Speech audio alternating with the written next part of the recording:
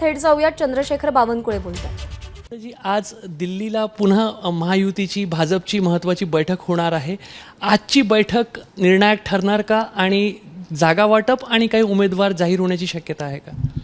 आज केंद्रीय निवडणूक समितीची बैठक आहे।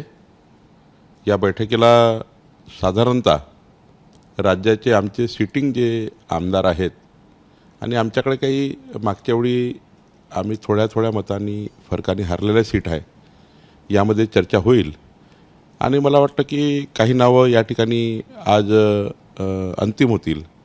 काही नावं असे थोडे अंतिम होतील, पण एकावेळी अंतिम होणार नाही।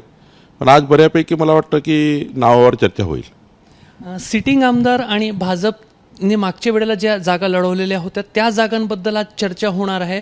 मग जो शिंदे आणि अजित पवार यांच्यासोबत वाटाघाटी जी ती अजून पूर्ण झालेली नाही आहे का, म्हणून पुढच्या मतदारसंघासंदर्भात आज चर्चा होणार नाही? एकनाथ शिंदेजीकडे जे मतदारसंघ सध्या आहे, त्यांचे आमदार आहेत, त्यामध्ये कुठेही चर्चा आम्ही करत नाही आहे।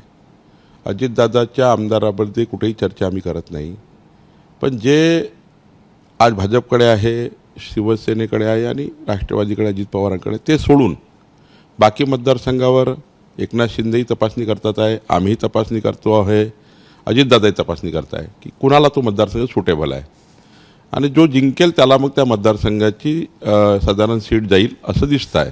अजून अंतिम नाही, पण साधारण कल असाच आहे की आणि आम्ही जे साधारण भाजपाची भूमिका जे बघितली किंवा एकनाथजीची किंवा अजितदादाची भूमिका आम्ही आत्तापर्यंत बघितली, त्यामध्ये असाच सर्वांचा सूर आहे किंवा असंच एकमत आहे की ज्या ठिकाणी जो जिंकू शकेल, ज्यांचं प्राबल्य आहे अनेक वर्षापासून, एखादा उमेदवार आमच्याकडे नाही आहे, आमची सीट आहे पण एकनाथ शिंदेकडे आहे, एखादा एकनाथ शिंदेकडे सीट आहे पण आमचा उमेदवार स्ट्रॉंग आहे, त्या ठिकाणी आम्ही असं चर्चा करतो आहे। त्यामुळे काही जागावर चर्चा आज होणार नाही, पण मात्र ज्या ठिकाणी भारतीय जनता पार्टी मजबूतीने लढू शकतं त्या ठिकाणी मात्र चर्चा होईल।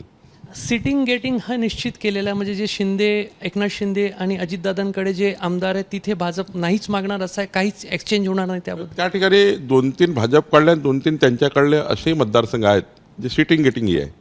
पण त्या ठिकाणी जसं आता अजितदादा आमच्या विरुद्ध लढले 2019मध्ये, तर त्यांच्या ठिकाणी 2-4-5 मतदारसंघ असे आहे की तुल्यबळ आहेत, ज्या ठिकाणी त्यांचा उमेदवार तुल्यबळ आहे, सिटिंग आमदार आहे, आमचाही तुल्यबळ आहे। मग दोघातनं कोण उपयुक्त ठरेल, दोघातनं कोण, दोघे उमेदवार फार म्हणजे स्ट्रॉंग आहेत, पण त्या ठिकाणी मग 1% किंवा 2% जरी भाजपासमोर असेल किंवा ते समोर असतील त्या ठिकाणी मात्र विचार होणार आहे। जे भाजपचे 105 सिटिंग आमदार आहेत त्याच्यामध्ये अँटी इन्क्युम्बन्सी काही आमदारांविरोधात स्ट्रॉंग असेल, नावं वगळले जाऊ शकतात? नाही, आता तर हा निर्णय त्याचं संपूर्ण सर्वेक्षण केंद्रीय भाजपाने आपापल्या सर्वेमार्फत केला आहे। आता केंद्रीय भाजपकडे काय फीडबॅक आहे मला आज माहिती नाही, पण ज्या ठिकाणी खूपच अँटी इन्कम्बन्सी असेल, ज्या ठिकाणी निवडून येण्याची परिस्थितीच नसेल, त्या ठिकाणी सीट हरायची नाही आहे। त्यामुळे मला वाटतं की त्या ठिकाणी केंद्रीय निवडणूक समिती आहे ती निर्णय करेल। आज भाजप आपल्या आमदारांबद्दलच्या सिटिंगबद्दलची चर्चा सगळी पूर्ण करणार आहे आपण असं म्हणताय, पण जे एकनाथ शिंदेंसोबतची जी वाटाघाटी आहे, एक अशी माहिती समोर येत आहे की अमित शहा काही दिवसांपूर्वी एकनाथ शिंदे यांना असे म्हणालेत की आम्ही तुम्हाला मुख्यमंत्रीपद दिला होता, फार महत्त्वाचा पद होता आणि आमच्या व्यक्तीने त्यासाठी त्याग केला होता। या वक्तव्याचा किंवा अमित शहा यांचा हा जो विधान आहे याचा काय नेमकं अर्थ आहे दोन पक्षांच्या वाटाघाटीमध्ये? नाही, याबद्दल अमित भाई एकनाथजीशी काय बोलले, अजितदादाशी काय बोलले याबद्दल मला माहिती नाही, पण एक गोष्ट खरीच आहे की मुख्यमंत्री पद जे असतं ते प्रचंड या राज्याचा प्रमुख असतं। शेवटी सरकार मुख्यमंत्र्यांच्या नावानेच असतं, प्रधानमंत्र्यांच्या नावाने देशाची सरकार असतं, त्यामुळे एकनाथ शिंदे सरकार आहे। तर एकनाथ शिंदेजीचा आमचाही आग्रह असतो नेहमी की एकनाथजींना की थोडं आम्ही आता आमचे एवढे आमदार आहे, एवढा मोठा पक्ष आहे, एवढा पक्ष सांभाळायला लागतो, एवढी संघटना सांभाळायला लागतं, 2 गोष्टी आम्हाला जास्त द्याव्या, 2 गोष्टी सरकारमधल्या जास्त आम्हाला भेटायला पाहिजे, काही समित्या भेटायला पाहिजे, काही महामंडळं भेटायला पाहिजे, काही थोडं आम्हाला संख्याबळानुसार आमच्या पाठीशी एकनाथ शिंदेने राहिलं पाहिजे, हे नेहमी आमची मागणी असते। अमित भाई काय बोलले मला माहिती नाही, पण भाजपचे कार्यकर्ते म्हणून तुम्हालाही वाटते की भाजपने एक मोठा त्याग जो आहे या 2.5 वर्षाच्या सरकारमध्ये केला आहे? दोन्ही भाग आहे। एक भाग उद्धव ठाकरेंनी बेईमानी केली, विश्वासघात केला, सरकार त्यांचं आलं, मग एकनाथ शिंदेनी मोठं मन केलं, ते आमच्याकडे आले, अजितदादांनी त्या त्रासाला कंटाळून आमच्याकडे आले. त्यामुळं त्यांचाही त्याग आहे, आमचाही त्याग आहे. आता या त्यागाचा कुणाचा किती त्याग हे काही पॅरामीटर लावता येत नाही किंवा कॅल्क्युलेटरही लावता येत नाही.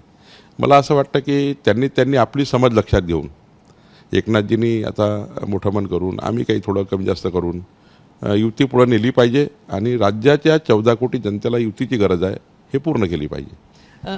लोकसभा निवडणुकीच्या वेळेला वाटाघाटी होताना शिवसेनेने, एकनाथ शिंदेने काही जागांबद्दल खूप हट्ट धरला होता आणि अखेरीस भाजपला ती जागा त्यांना द्यावी लागली. तो जो एक पूर्वीचा अनुभव आहे तो गृहीत धरून लक्षात घेऊन भाजप आता सध्या किंवा भाजपचं नेतृत्व सध्या एकनाथ शिंदेंचं समोर असं वक्तव्य करते, असा अर्थ काढायचा. नाही, त्यांना असं वाटतं की ते मुख्यमंत्री आहेत, त्यांनी जास्त जागा लढल्या पाहिजे, राज्याचा मुख्यमंत्री म्हणून माझं स्टेटस राहिलं पाहिजे, राज्याचा मुख्यमंत्री म्हणून त्यांनी काही आता माणसं जोडलेले आहेत.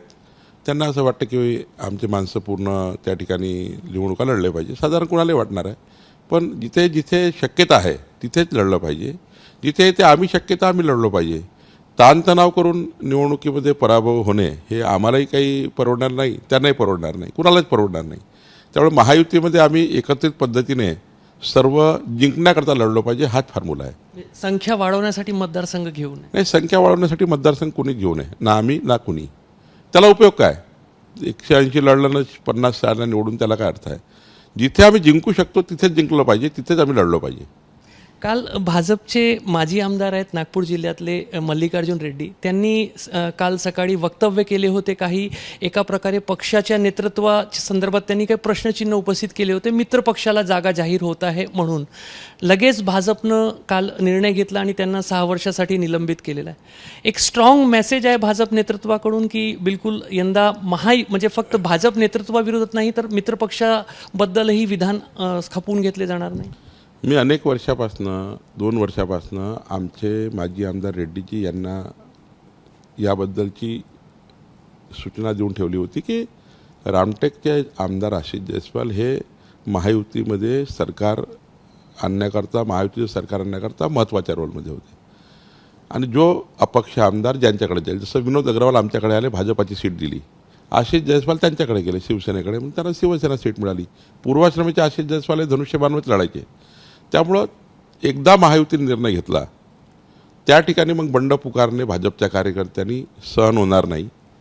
ज्या ज्या ठिकाणी आमच्याही आमदाराविरुद्ध कारण नसताना तिकीट मागणं योग्य आहे, प्लॅटफॉर्म आहे, तिकीट मागणं योग्य आहे, आम्ही त्यांना न्याय दिला पाहिजे हे योग्य आहे, पण सार्वजनिक भाषणातून, सार्वजनिक मीडियाच्या माध्यमातून कारण नसताना पक्षश्रेष्ठीवर, पक्षावर, पक्षाच्या भूमिकेवर, पक्षाच्या पुढच्या येणाऱ्या निवडणुकीमध्ये बंडखोरीची भूमिका करायची, तिथे क्रिटिसाइज करायचं, तिथे आपल्याला तिकीट मिळालं नाही म्हणून त्या ठिकाणी सारेच नेते खराब आहे, पार्टीच खराब आहे असं वागायचं.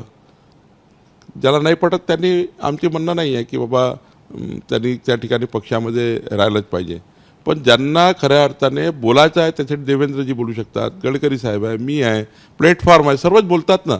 पण या ठिकाणी कोणी बंड पुकारत असेल, कोणी मीडियासमोर जाऊन किंवा सार्वजनिक वक्तव्य करत असेल तर भाजपाच्या मतदारसंघातही आणि भाजप नाही तिथे जे महायुतीचे मतदारसंघ आहे, कुणीही जरी अशा पद्धतीच्या सार्वजनिक पद्धतीने पक्षाला आणि नेत्यांना क्रिटिसाइज केलं किंवा पक्षाची बदनामी करण्याचा प्रयत्न केला किंवा त्या ठिकाणी उगीच कारण नसताना वातावरण खराब करण्याचा निर्णय घेतला तर पक्षात सर्वच ठिकाणी कारवाया होतील, पक्ष गंभीर कारवाया करतील आणि पक्ष 6 वर्ष त्यांना निलंबित केल्याशिवाय राहणार नाही. अखेरचा प्रश्न, प्रदेशाध्यक्ष या नात्याने चंद्रशेखर बावनकुळे इतर उमेदवारांबद्दल सातत्याने चर्चा करत आहेत बैठकीत. स्वतः चंद्रशेखर बावनकुळे निवडणूक लढवणार आहेत यंदा? मी तिकीट मागितलं नाही, मी तिकीट मागणारही नाही, कारण मी मागच्या 5 वर्षापूर्वी 15 वर्ष या मतदारसंघाचा आमदार होतो. पण आता शेवटी पक्षश्रेष्ठी आहे. मागच्या वेळी मी निवडणूक लढणार होतो पण मला सांगितलं पक्षाचं काम करा. आता मी पक्षाचा अध्यक्ष म्हणून काम करतो आहे.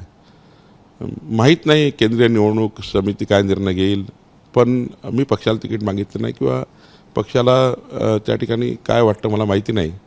पण कामठी मतदारसंघ मात्र भारतीय जनता पार्टी जिंकेल कोणी उमेदवार दिला तर, अशी तयारी आम्ही केली आहे. कॅमेरामॅन अतुल हिडेसह रजत वशिष्ठ, ABP माझा, नागपूर. त्यामुळे कोणाचा त्याग किती असं मीटर लावता येणार नाही. एकनाथ शिंदेंनी मन मोठं करून युतीचा मार्ग पुढे न्यावा. आमचा पक्ष मोठा आहे, त्यामुळे आम्हाला जास्त जागा मिळायला हव्यात, अशी प्रतिक्रिया चंद्रशेखर बावनकुळे यांनी व्यक्त केली. एबीपी माझा, उघडा डोळे बघा नीट.